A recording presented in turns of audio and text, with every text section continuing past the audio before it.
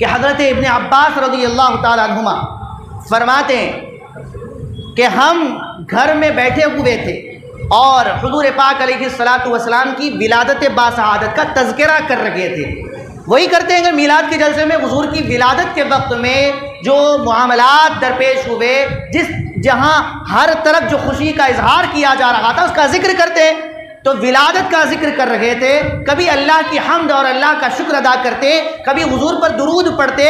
حضور پاک علیہ الصلاۃ والسلام کا گزر ہوا تو حضور پاک علیہ الصلاۃ والسلام نے ابن عباس رضی اللہ عنہما سے اور ان لوگوں سے یہ فرمایا، حلت لکم شفاعتی، تم ایسا کام کر رہے ہو، اس کام پر میری شفاعت تم پر واجب ہو چکی ہے۔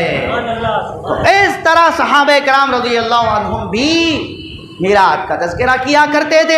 حضرت ابو الدرداء رضی اللہ تعالیٰ عنہ فرماتے ہیں، حضرت عامر انصاری رضی اللہ عنہ ان کے گھر میں گیا اور میں دیکھا کہ وہاں پر وہ اپنے اہل خانہ کو اور اپنے رشتہ داروں کو جمع کر کے حضور پاک علیہ الصلاۃ والسلام کی ولادت باسعادت کا تذکرہ کر رہے تھے۔ حضور پاک علیہ الصلاۃ والسلام تشریف لائے، حضور پاک علیہ الصلاۃ والسلام نے خوشی کا اظہار فرمایا اور فرمایا، یہ تمہارے عمل پر اللہ تبارک و تعالیٰ نے اپنی رحمت کے دروازے کھول دیے ہیں اور فرشتے تمہارے لیے استغفار مغفرت طلب کر رکھے ہیں، اور جو کوئی تمہاری مجلس کی طرح مجلس کرے گا تو اللہ تبارک و تعالیٰ اس کو بھی نجات عطا فرمائے گا۔ تو اس طرح ہم کو روایات میں ملتا۔ اسی طرح ہم صحابہ کرام رضی اللہ عنہم کے اقوال کو دیکھیں تو حضرت ابن حجر حیتمی رحمۃ اللہ علیہ نے خلفائے راشدین کے ان اقوال کو اپنی کتاب میں تحریر فرمایا۔ حضرت ابوبکر صدیق رضی اللہ عنہ خلیفہ اول، تمام انبیاء کے بعد سب سے زیادہ عظمت والا مقام مرتبہ جن کا آگے وہ فرماتے ہیں، من انفق درہما علی قراءۃ مولد النبی صلی اللہ علیہ وسلم کان رفیقی فی الجنہ۔ فرمایا جو کوئی حضور پاک علیہ الصلوۃ والسلام کی میلاد کی قرات پر، یعنی حضور کی نعتیں وغیرہ مجلس وغیرہ پر 1 درہم بھی خرچ کرتا ہے تو قیامت کے دن جنت میں وہ میرا رفیق، میرا ساتھی ہوگا۔ بشارت دیتے ہیں صدیق اکبر جیسی عظمت والی ہستی۔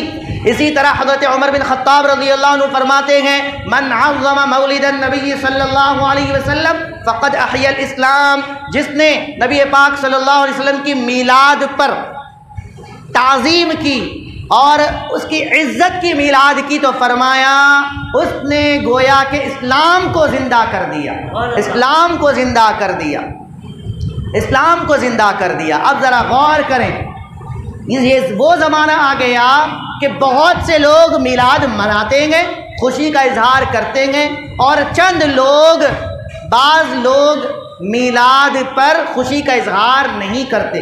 اب ہمیں کیا کرنا ہے؟ تو حضور پاک علیہ الصلوۃ والسلام نے فرمایا آخر زمانے میں فتنے برپا ہو جائیں گے، اور ان تمام فتنوں سے بچنے کا طریقہ کیا ہے؟ اس زمانے میں اگر کوئی میری ایک سنت کو زندہ کرے تو فرمایا اس کو 100 شہیدوں کا ثواب دیا جائے گا۔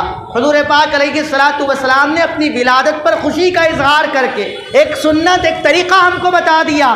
ہم ان فتنے بھرے دور میں حضور کی اس سنت پر عمل کریں گے، میلاد کا ذکر کریں گے، صحابہ کے طریقے پر عمل کریں گے تو پھر ہمیں شہیدوں کا ثواب ضرور ملے گا۔ ہمیں کرنا بھی وہی ہے۔ حضرت عثمان غنی رضی اللہ عنہ فرماتے ہیں، من انفق درہما علی قراءۃ مولد النبی صلی اللہ علیہ وسلم فکأنما شہید غزوۃ بدر وحنین۔ فرمایا جو کوئی 1 درہم بھی میلاد النبی صلی اللہ علیہ وسلم کی قرات پر خرچ کرتا ہے تو فرمایا اس نے غزوہ حنین میں شریک ہوا، غزوہ بدر اور غزوہ حنین میں وہ شریک ہوا۔